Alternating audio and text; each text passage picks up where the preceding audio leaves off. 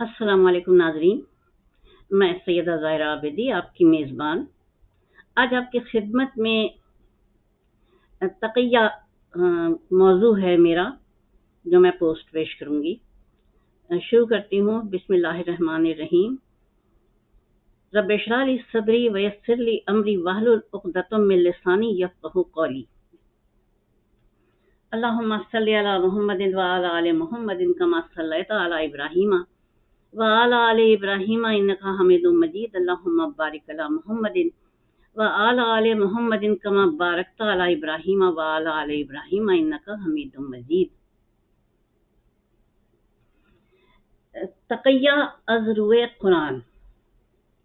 سب سے پہلے ہمیں تقیہ کا جو مفہوم ملتا ہے وہ ملتا ہے قرآن کریم کے سورہ کہف میں، جب پروردگار عالم نے ان معصوم نوجوانوں کو جو کہ توحید پرست تھے ان کو تقیہ اختیار کرنے کی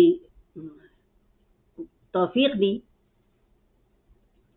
اور انہوں نے اپنے ملک کے جابر ظالم حکمران کے حکم کو ماننے سے انکار کر دیا اور کہا کہ ہم خدا واحد کے ماننے والے بھلا ان خود ساختہ بتوں کو کیسے سجدہ کر سکتے ہیں۔ تو ہوا یہ تھا کہ بادشاہ وقت نے، جس کا نام دقیانوس تھا، آپ نے سنا بھی ہوگا، کیا دقیانوسی باتیں کرتے ہو، یعنی اس کافی زمانے پہلے یہ ایک ایسا بادشاہ تھا بت پرست کہ اس نے اپنی شہر فصیل کے دروازے پر آنے اور جانے کا راستہ بس اتنا رکھا تھا کہ انسان سجدہ ریز ہو کے باہر جائے اور جب اندر آئے تو بھی سجدہ ریز ہو کے آئے۔ تو اور باہر بھی بت رکھے تھے، اندر بھی بت رکھے تھے، یعنی بتوں سے بچت نہیں تھی کہیں بھی۔ اب ان نوجوانوں نے کہا کہ دیکھو، اچھا جو بت کو نہیں سجدہ کرتا تھا اس کی گردن اڑا دیتا تھا یہ بادشاہ۔ اب ان نوجوانوں نے کہا دیکھو، بن موت مرنے کا دل نہیں چاہتا ہے اور بتوں کو سجدہ کرنے کا تو کوئی سوال ہی پیدا نہیں ہوتا ہے۔ ایک نوجوان نے صلاح دی کہ چلو بھاگ چلتے ہیں، شہر چھوڑ دیتے ہیں۔ سب نے اس تجویز کو پسند کیا اور ایک صبح یہ شکار کے بہانے شہر فصیل پھلانگ کے باہر نکل گئے۔ یہ صبح سویرے کا وقت تھا۔ دربان کی نظروں میں نہ آنے کے لیے انہوں نے شہر فصیل کو پھلانگنا پسند کیا۔ دوسری چیز یہ کہ بتوں کو سجدہ بھی نہیں کرنا تھا۔ اب یہ چلے گئے۔ اب آپ قابل غور نکتہ ملاحظہ کیجئے کہ جب یہ چلتے ہوئے ایک میدان میں چراگاہ سے گزرے تو انہوں نے اپنا تقیہ ختم کر دیا اور انہوں نے چرواہے کو دعوت توحید دی۔ چرواہا بڑا خفا ہو گیا۔ اب یہ چل پڑے اور جب چلے تو چرواہے کے کتے نے اپنے مالک کو ریوڑ کو چھوڑا اور وہ اصحاب کہف کے ساتھ ہو لیا۔ اب یہ چل رہے تھے کہ ایک جگہ ٹھہرے۔ یہ ایسی جگہ تھی جہاں 3 طرف پہاڑ تھے اور ایک طرف راستہ تھا، میدانی علاقہ تھا۔ ابھی یہ کھڑے کہہ رہے تھے آپس میں کہ دیکھو، ہم نکل تو آئے، ہم نے یہ نہیں سوچا کہ ہم کو جانا کہاں ہے۔ اچانک ایک نوجوان کی آنکھ نظر پڑی بادشاہ پر، جو کہ ان کے تعاقب میں، کسی کی مخبری کے سبب ان کے تعاقب میں آ پہنچا تھا، کیونکہ جیسے ہی بادشاہ کو بتایا گیا کہ وہ نوجوان جو بتوں کو سجدہ کرنے سے انکاری تھے وہ شہر چھوڑ گئے ہیں، وہ بہت غیظ و غضب میں بھرا ہوا اپنے تیز ترین گھڑ سوار دستے کے ساتھ ان کے تعاقب میں نکلا اور بالآخر ان کو پا لیا، لیکن ابھی فاصلہ تھا۔ نوجوان الگ کھڑے تھے اور وہ بادشاہ ابھی داخل ہوا تھا۔ ان میں سے ان نوجوانوں میں سے ایک نوجوان کی آنکھ نظر پڑی اس پر کھو پہ، اور اس نے کہا چلو دیکھو یہ غار ہے، اس میں چلے چلتے ہیں۔ بس وہ غار کے اندر چلے گئے، اور جیسے ہی گئے ویسے ہی انہوں نے کہا حسبنا اللہ و نعم الوکیل، اور اللہ نے ان نوجوانوں پہ نیند طاری کر دی۔ اب بادشاہ آیا اپنے گھوڑ سوار دستے کے ساتھ غار کے دروازے پر، اور اس نے اپنے وزیر سے کہا جاؤ ان نوجوانوں کو لے کر آؤ باہر۔ وزیر، اب دیکھیے میں قرآن کے الفاظ دہرا رہی ہوں، میں اپنی طرف سے نہیں پیش کر رہی ہوں۔ وزیر جو دل میں با ایمان تھا، چھوٹا سا نقطہ ہے، دل میں با ایمان تھا، یعنی ظاہر تو وہ بادشاہ ظالم بت پرست بادشاہ کے ساتھ تھا، لیکن اس کا دل جو تھا وہ مسلمان تھا۔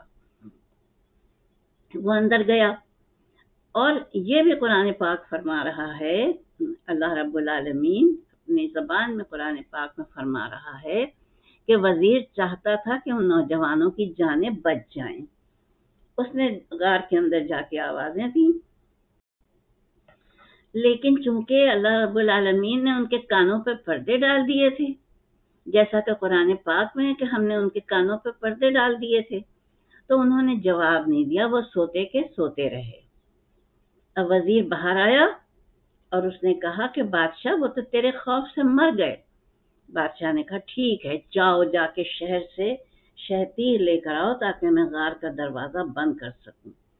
یہاں تک دیکھیے یہ لمبا طویل قصہ ہے، میں چونکہ تقیے پہ بات کر رہی ہوں اس لیے اب میں دوسرے تقیے پہ آتی ہوں۔ ایک تقیہ حضرت ابراہیم علیہ السلام، اس کا بھی صراحت سے قرآن پاک میں ذکر ہے کہ جب آپ کو نمرود نے نکال دیا اپنے ملک سے، آگ میں جلانے کی کوشش کی تو آگ گلو گلزار ہو گئی۔ جو بھی اس نے جتن کیے آپ کو نقصان پہنچانے کے، وہ کارگر نہیں ہوئے۔ بالآخر اس نے ضد ہو کے کہا ابراہیم تم میرا وطن چھوڑ جاؤ۔ حضرت ابراہیم نے حکم کی تعمیل کی، لیکن جب وہ اس مقام سے گزرے جہاں کا بادشاہ مسافروں کو قتل کروا دیتا تھا اور ان کی بیویوں کو اپنے تصرف میں لے لیتا تھا، چنانچہ حضرت ابراہیم علیہ السلام، ظاہر ہے وہ تو ایک مسافر کی شکل میں سفر کر رہے تھے، بادشاہ کو تو نہیں معلوم تھا کہ یہ نبی اللہ ہیں۔ اس نے بی بی سارہ کو اپنی خدمت میں طلب کیا، بی بی سارہ پہنچی اس کی خلوت میں۔ اب دیکھیے دو تقیے آپ کو یہاں ملیں گے، بی بی سارہ کا تقیہ اور حضرت ابراہیم علیہ السلام کا تقیہ۔ جب بی بی سارہ جانے لگی بادشاہ کی خلوت میں تو اللہ تعالیٰ نے خلوت گاہ کا تمام منظر آپ کی آنکھوں میں عیاں کر دیا، حضرت ابراہیم علیہ السلام کی آنکھوں کے سامنے۔ اب بی بی سارہ جاتے جاتے بی بی سارہ سے کہہ دیا تھا کہ دیکھو بادشاہ کو یہ نہیں بتانا کہ میں تمہارا شوہر ہوں۔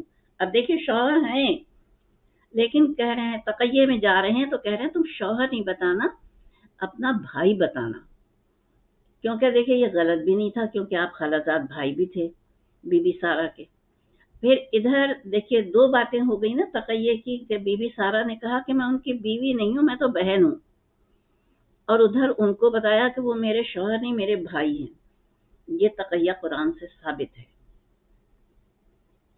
اب تیسرا تقیہ اس طرح سے ہے کہ جب حضرت آدم علیہ السلام کا مرض الموت آنے کو تھا 11 دن پہلے، یہ آپ کی وفات سے 11 دن پہلے کی بات ہے، جب حضرت آدم علیہ السلام نے اپنے بیٹے حضرت شیش علیہ السلام کو طلب کیا اور امور نبوت سونپتے ہوئے کہا کہ دیکھو بیٹا، اپنے اس منصب خلافت کو قابیل سے بچا کے رکھنا، ورنہ وہ تمہیں نقصان پہنچائے گا۔ اب دیکھیے آپ نبی اللہ تھے، وہ بھی نبی اللہ تھے، بیٹا بھی نبی اللہ کے منصب پہ آیا تھا، مگر تقیے میں جا رہے ہیں کہ اپنے منصب کو نقصان پہنچانے والے فرد سے محفوظ رکھنا۔ تو یہ جو اعتراض کیا جاتا ہے کہ شیعہ تقیہ کرتے ہیں، تو یہ غلط ہے۔ آپ سوچئے، جہاں پہ انسان کو نقصان کا اندیشہ ہوتا ہے وہاں پہ تقیہ جائز ہے۔ شیعہ تقیہ اس لیے کرتے رہے ہیں یا کسی اور جگہ پہ کرتے ہوں گے دنیا میں، کیونکہ آج بھی شیعت کے دشمن ہیں۔